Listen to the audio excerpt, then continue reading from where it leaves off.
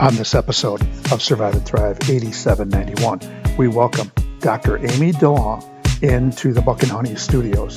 Today she is going to talk about how you recover and survive and thrive after losing a pet. This is going to be a heart-wrenching episode. Here we go. Good morning. What is up? Welcome to another episode of Survive and Thrive 8791, recorded from our remote studios in Baraboo, Wisconsin. We've taken the show on the road. You can follow the podcast on Spotify, Apple Music, iHeartRadio, YouTube at Survive and Thrive 8791. You can also follow me on Instagram and Twitter, the Big X at T-Decora 8791, as well as hitting me up on Facebook at Tim Decora. Glad you could join us wherever you happen to be. If that's you're getting off of work, you're going into a workout, third shift, wherever that happens to be. We have a awesome episode today, and guest who I'm going to introduce right now. You can see her over here. Today we welcome in Dr. Amy Delong to the Buck and Honey's studios. Amy is currently the family physician for the Ho-Chunk Nation at the House of Wellness in Wisconsin Dells, Wisconsin. She has been in this position for the past 19 years. A graduate of the University of Michigan, Dr. Delong earned her medical degree from the University of Minnesota. She got that state in the Big Ten. Her talents have taken her to great heights as she has been all over the United States. She was appointed as the chief clinical consultant for family medicine in the Indian Health Service in 2021. And also appointed to the Governor's Health Equity Council in 2020. Her passions include public health efforts to prevent chronic disease like obesity, especially in childhood, promote healthy pregnancy outcomes, adolescent health care, and being with her family and pets. As a fellow member of the Ho-Chunk Nation myself, I am so proud of Amy's accomplishments as a member of the Ho-Chunk Nation. We are very proud of our people, and I'm also very proud to call her my first cousin. Probably more like a sister to me than anything. But welcome to the show, cuz. What is up? Not much. Thank you for inviting me. It's an honor to be here and an honor to be part of your Survive and Thrive series. Yes, we're kicking it off. You are the first first woman to be on the show. So none other than my first cousin. You are the first woman to be on the show. So how was your day? You're a physician, you're a doctor. How was your day today? It was good. Saw a lot of wild child visits today. Sick people getting better. They came in and saw me for follow-up. And we've got the flu shot going on, and the COVID shot. So that time of year. I'm sure you probably had to stick some little kids or some adults with that with the needles today. So, did you have a good weekend? How was the weekend? It was great. The highlight was attending my first prayer service at the Native American Church in Wisconsin Dells. Nice honoring for my mom and grandma who passed away this past January and March. So that was really, really nice. Yes, and I know you said my grandma. It was also my grandma, our grandma. And we're the oldest grandkids. And we're the oldest grandkids, for those of you keeping track at keeping score at home. And also your sweet mother, one of my favorite aunts. So before we get to segment number one, we're going to jump into our little promo here. Our sponsor, Buck and Honey's Restaurants, has roots nearby in Wisconsin Dells, Wisconsin. Baraboo is a suburb of the Dells. I think the Baraboo people would probably say that the Dells is a suburb of Baraboo, but owner Tommy Anderson's dad, Bomber, ran a restaurant back in my day in the Dells, and he's been using some of those same things that his dad taught him to have one of the best restaurants in the Madison, Wisconsin area, great food and 5-star customer service. And that is what keeps people coming back with locations in Sun Prairie, Monona, Wanakee, and Mount Horeb. There's one close by. And to my knowledge, you have not been to Buck and Honey, so I think that you will have to be my guest somewhere. So segment one, we're going to talk about, I'm not going to give out too much, but today's episode, we're going to talk about pets and also the loss of a pet. And the first part is we want to talk about your best friend, Hazel. Hazel was your dog. We'll get to that a little bit about how you lost Hazel a little over a year ago. What kind of dog was Hazel? I know what kind of dog Hazel was, but for our listeners and our viewers, what kind of dog was Hazel? Hazel, Hazel was a Doberman. She was brown or red, as the breeders call them, but definitely beautiful, majestic looking dog. She was the kindest, gentlest, most calm Doberman. And I was new to being a Doberman owner. Mm-hmm. And she was really more like my baby, like more than a best friend. Like she was a child to me. I know we talked off air before we started today that when I picture as a mid-50s man, I think of Dobermans from the 70s and 80s as guard dogs. And I would say that for our younger listeners that Dobermans would be the equivalent to what the pit bulls were in the 90s and the 2000s. There were probably a few situations with involving Dobermans and dog bites, and that wasn't the case, and that is not the case anymore with Dobermans. I mean, it probably still could be, but from what I know of Dobermans, no. So where did you get Hazel? Did she come from the pound, a rescue, breeder? A breeder in Minnesota. My sister, who lives in northern Wisconsin, sells dog food, like bags and bags or tons of dog food. And they had a breeder that bought their dog food, and she had puppies, and they introduced me to their website. And so I was in Minneapolis and drove there when the puppies were just 3 weeks old or 4 weeks old. Got to see the litter and actually picked up Hazel at that time.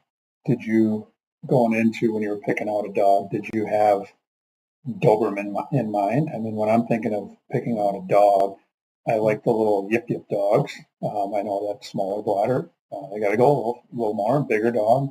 They don't have to go as much. But were you thinking Doberman right away? No, when I wanted, one of those early mixes, like a golden doodle or, one of those St. Bernard doodle, mixes. And but my partner has always had Dobermans, and he introduced me to them. And did you have the same thought I did as far as Dobermans from the 70s and 80s a little bit? Kind of, but when I met his Doberman, when we first met, I had this, what I call a frozen dog heart from losing another pet. And Leah was her name, really melted my frozen dog heart. And we ended up getting, the kids and I ended up getting a dog sometime after that. And the thing with Hazel is that, you have dogs in your life, right? But there's always that one dog. And that's what Hazel was for me. She was my person, even though she's a dog. She was that dog for me. So besides a great house dog, how did Hazel play? Did she play any other roles in your life? She was my, my companion for walking, hiking. I would walk, this was during the pandemic too. I got her in the summer of 2020. And as you know, that was like core of the pandemic. And so state parks were opening up again that summer. and she was my hiking companion. We went all over Spirit Lake, Mirror Lake, just everywhere, even the Riverwalk here in Baraboo, around my neighborhood. She was my bed partner. She was my, like, going through all these tough times right during the pandemic with work, and even my kids who were in high school at the time. Yeah, you had a lot going on during the pandemic because you were treating people with COVID. You were probably trying to prevent COVID. You had a lot of people asking you a lot of questions, and to be able to have a puppy to turn to is pretty cool. I know you said you exercise. I know you exercise a lot, and Hazel went with you quite a bit. So did you take any road trips at all with Hazel? Did she go with you? Did you drop her off at the kennel or the doggy daycare? Was she with you? If I was road tripping at just northern Wisconsin, she came with me. If I was flying away, she stays with my partner, or she would stay with him and his family. So she had a dad and would stay, but I didn't have the need to kennel her or anything like that. So she stayed. So we try to see if we can get people to cry, laugh, or think. Can you think of a story that would make us maybe giggle or laugh about Hazel, or make you think? I mean, you kind of already made us think a little bit that this dog played an extremely huge role during that time of, I mean, we were all under the same stuff with COVID. We were unsure. Some of us were in lockdown. She played a good, big, huge role for you.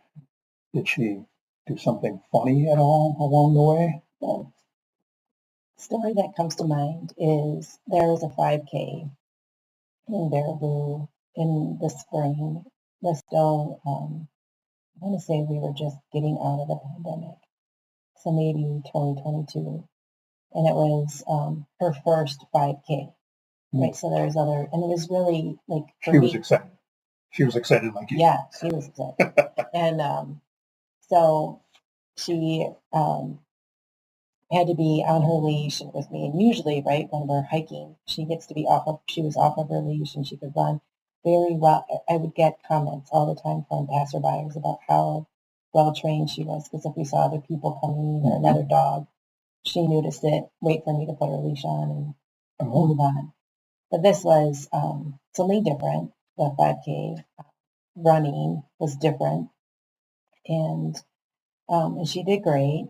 And at the end, they were giving out awards, and she won first prize for being the first dog to cross the finish line, because there are other dogs in the 5K. So they called her up, and I had taught her a trick, like a high five, called it girl power. And so the guy, when he was giving her prize, which was this gift card to her vet, I said, tell her girl power, so she'll come up and give you one. So she did that. Girl power. For him. I love that.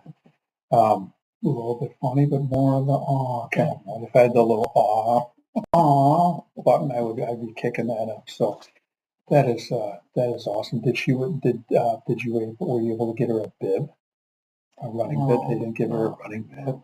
No bib there. No. So yeah, I mean, dogs just play that unique role of being a best friend, and you almost called, I think you almost referred to as another child, really, and you raised her from being a puppy. So that's going to kind of spin us into this next part, which is going to be a little bit tough to talk about, but I think part of why I'm doing this podcast is for people to share experiences that they have, and this is going to be a unique experience to talk about and revisit, and you're going to be able to help some people, just like I think you just being a doctor, it comes natural. But this is in a little bit different way where you're going to share your experience of what happened, and then we're going to talk about how you got through that, because that's also the teaching part, and helping other people heal is through your experiences. So we're going to get that in a little bit. So Buck and Honeys is our sponsor for today's episode. They sponsor remote studios, and they facilitate the fun and ensure each guest has a memorable experience at a great value. Sounds like some of the great experiences you just shared with Hazel. Before we take a short break to gather our thoughts and emotions, I want to give our listeners a peek into segment number 2. Segment 2, we're going to talk about a car crash that you were involved in which you were struck by another car who ran a stop sign. And as a result of that car accident, you lost the life of your precious best friend, Hazel, who we just talked about. And the reason I wanted to have you share your story is that unfortunately people lose their dogs to a number of reasons. Illness, age, different things. And as a person who wants to help others, today's episode will give you that opportunity to help others cope with the loss of a pet. So I want everybody to stay tuned to segment 2, which we will come back here shortly. Stay tuned. Welcome back to segment 2. My guest today is the Ho-Chunk Nation physician, Dr. Amy Delong, who also happens to be my first cousin and sister. And we are the oldest 2 cousins. I'm the oldest male, and she is the oldest female.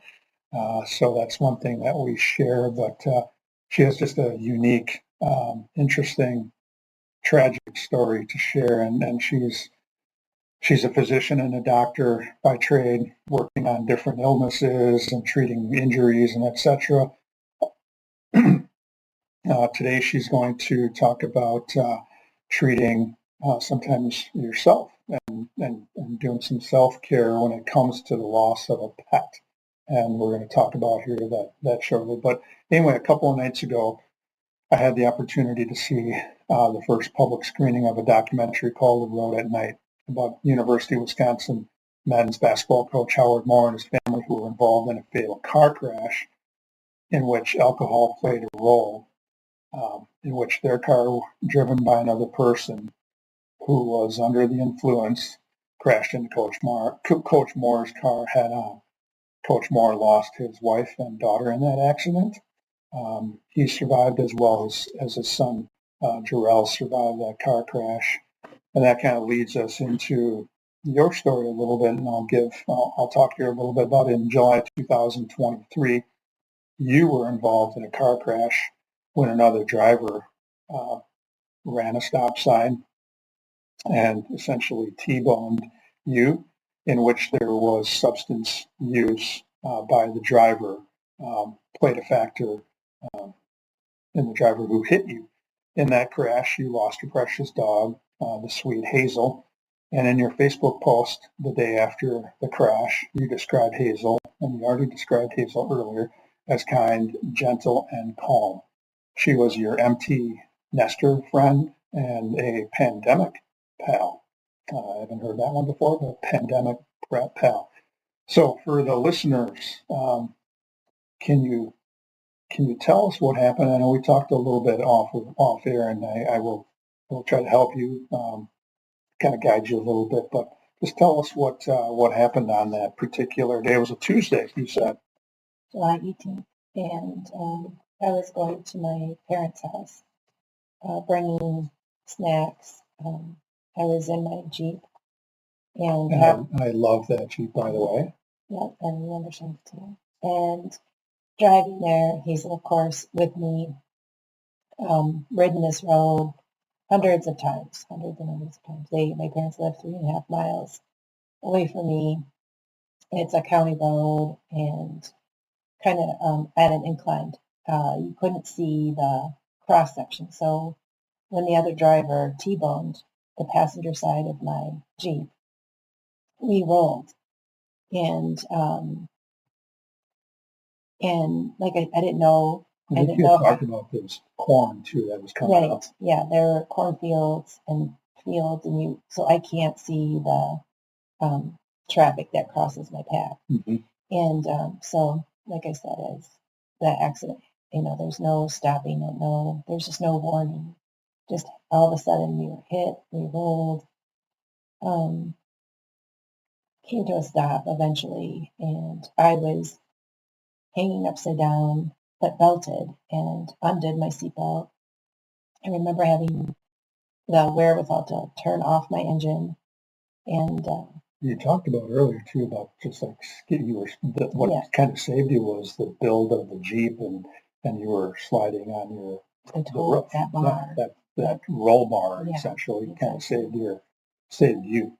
Yeah, and the seatbelt for sure. So I take my seatbelt off and I crawl out the window. And my only concern at that point now is finding Hazel. And I can hear her whimpering. I just can't see her.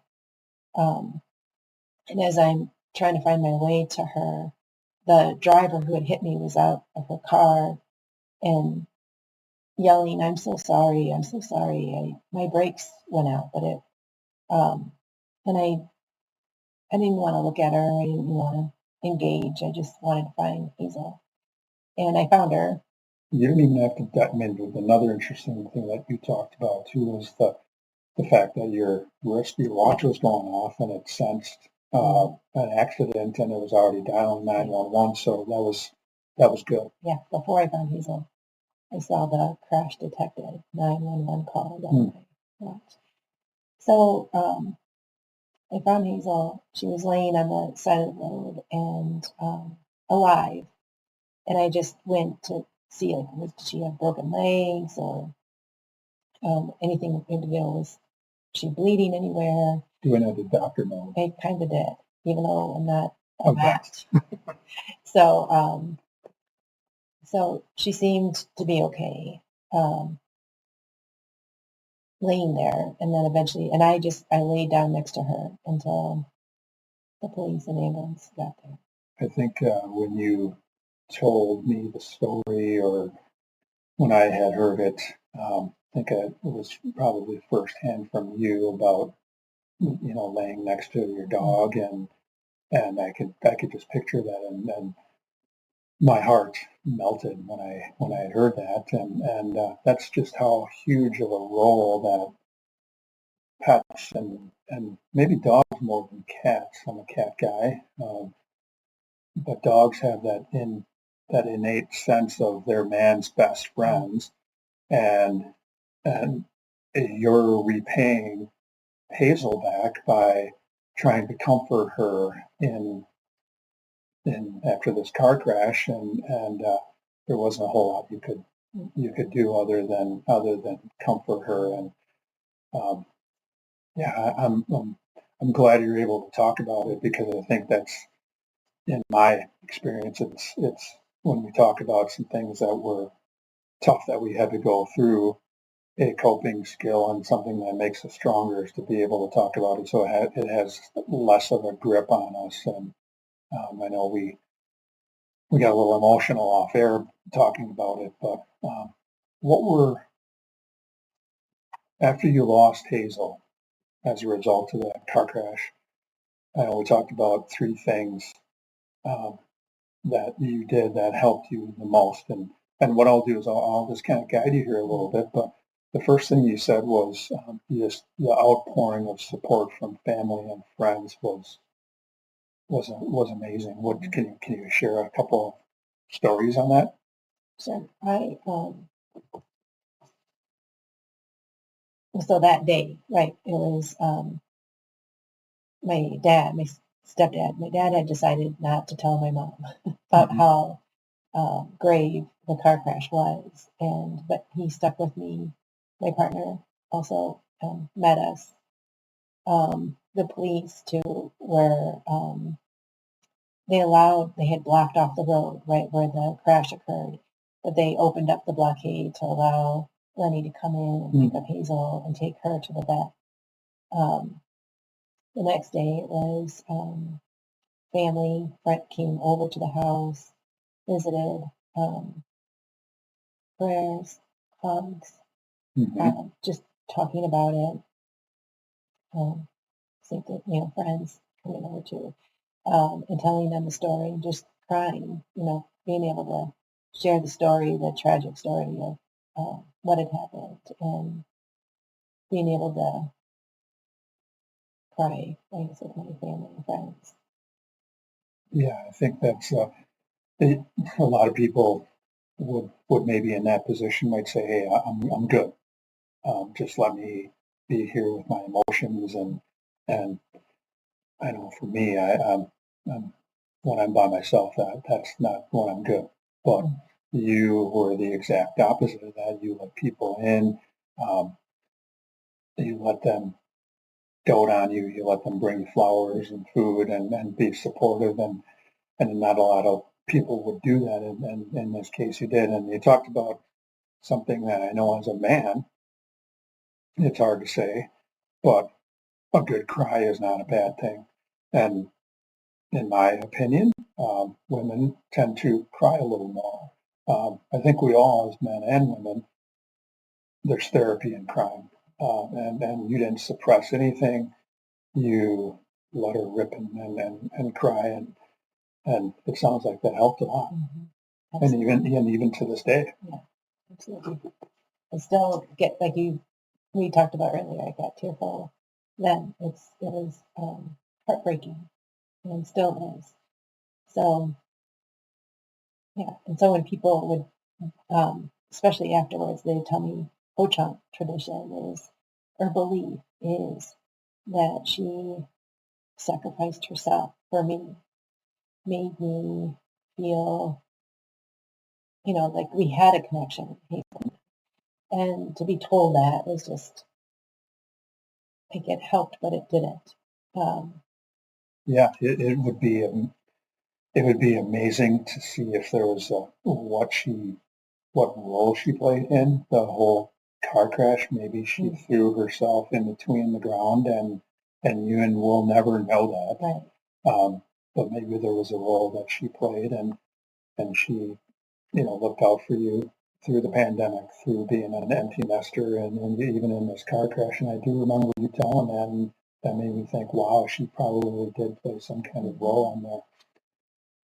I know that, okay, the friends and the meals and the flowers, you get them every day, and then you're getting them every other day, and all of a sudden you're not getting them as much. So now you're on your own. And instead of hiking, which you did a lot with Hazel, you made a little rhyme earlier. Instead of hiking, I decided to go biking.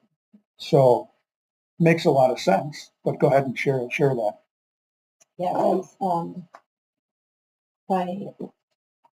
I didn't feel, I felt selfish if I go out and ride my bike and not bring Hazel with me. So when, and that's probably a common thing for most people, that they go, the dog's not going to probably go as fast as biking sometimes. Okay. So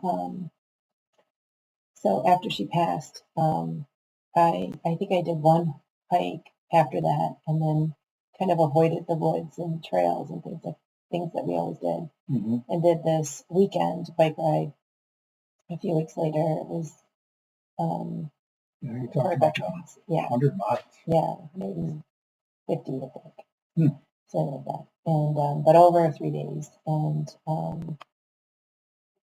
so that was good. It was like somewhat healing. Yeah. But and you said you used to bike before you had Hazel, and then you decided to go back to something that you used to love doing, but you had to give it up because you had a new bestest friend. Right. So it was like, so this is my life now without Hazel. I can go back to biking, and so that was me trying to accept it, that I no longer had her, and now I'm going to ride my bike. I think that's another coping skill that I've used in a number of different situations in my own life, that you can be angry, you can be sad, you can be mad, whatever emotions that you have, or you can just accept something that happened, and that was a part of your healing process, that you had to accept that Hazel wasn't going to be there anymore. So you decided to do the biking, and there's nothing better, and you would recommend this as a doctor that if going through some anxiety, depression, grief, trauma, you probably practiced what you preached and you got out there and did some exercising. And the third thing I think is, and we've heard this before and it might even sound a bit cliche, is that time heals and things do get better and it probably goes minute by minute, hour by hour, that first week or so. And now we're here sitting here. I'm looking at a new dog in a kennel over there. And you got a new dog, and then there's another Doberman, that same color as Hazel, roaming around the kitchen here. Tell us how you were able to have a time heal the wounds, but what were the circumstances behind two dogs here? So my daughter would come home and visit every so. She was in a traveling mode, had a school bus, called the school, and was out traveling. And she had gotten her dog, Coda, the Doberman.